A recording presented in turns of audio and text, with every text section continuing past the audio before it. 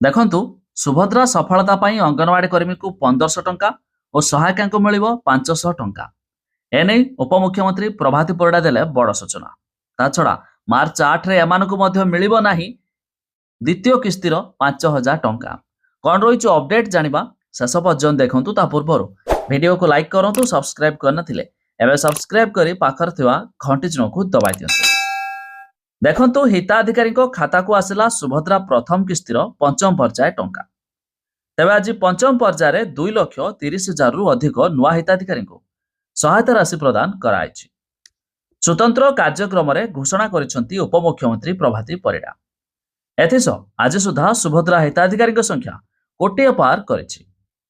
ତେବେ ସୁଭଦ୍ରା ସଫଳତାକୁ ନେଇ ଅଙ୍ଗନବାଡି କର୍ମୀଙ୍କୁ 1500 ଟଙ୍କା ଏବଂ ସହାୟକମାନଙ୍କୁ 500 ଟଙ୍କା ଦିଆଯିବ ବୋଲି ଘୋଷଣା କରିଛନ୍ତି ଉପମୁଖ୍ୟମନ୍ତ୍ରୀ ପ୍ରଭାତୀ ପରିଡ଼ା। ସେପଟେ ଆସନ୍ତା 8 ତାରିଖରେ ସୁଭଦ୍ରାର ଦ୍ୱିତୀୟ କିସ୍ତି ସହାୟତା ରାଶି ଦିଆଯିବ। ଏହା ପୂର୍ବରୁ 7 ତାରିଖ ସନ୍ଧ୍ୟାରେ ସବୁ ମହିଳା ହିତାଧିକାରୀଙ୍କୁ ଗୋଟିଏ ଲେଖାଏଁ ଦୀପ ଜାଳିବାକୁ ଅପିଲ କରିଛନ୍ତି ଉପମୁଖ୍ୟମନ୍ତ୍ରୀ ପ୍ରଭାତୀ ପରିଡ଼ା। ତେବେ ସୁଭଦ୍ରାରୁ ବଞ୍ଚିତ ହିତାଧିକାରୀଙ୍କୁ ଖୋଜିବାକୁ ହେବ ଡୋର ଟୁ ଡୋର ସର୍ଭେ। ତେବେ ମାର୍ଚ୍ଚ 31 ତାରିଖରେ ଆବେଦନ ପ୍ରକ୍ରିୟାକୁ ବନ୍ଦ କରି ସର୍ଭେ କରିବେ ସରକାର। ସୁଭଦ୍ରା ଯୋଜନାରେ ହିତାଧିକାରୀଙ୍କୁ ବର୍ଷକୁ 2ଟି କିସ୍ତିରେ 5000 ଟଙ୍କା ଲେଖାଏଁ 10,000 ଟଙ୍କା ପ୍ରଦାନ କରାଯାଉଛି। ତେବେ ଜାଣି ରଖନ୍ତୁ, ଏ ମାର୍ଚ୍ଚ 8ରେ ସେମାନଙ୍କୁ ଟଙ୍କା ମିଳିବ ନାହିଁ ଯେଉଁମାନଙ୍କର ଡିବିଟି ଏନାବଲ୍ଡ ବ୍ୟାଙ୍କ ଆକାଉଣ୍ଟ ନଥିବ, ଏମିତିକି ଯେଉଁମାନେ ଇକେୱାଇସି କରିନଥିବେ। ତାଛଡ଼ା ଯେଉଁମାନଙ୍କର ଏନପିସିଆଇ କ୍ଲିୟର ନଥିବ ସେମାନଙ୍କୁ ସରକାର ମାର୍ଚ୍ଚ 8ରେ ଟଙ୍କା ପଠାଲେ ବି ଜମା ହେବ ନାହିଁ।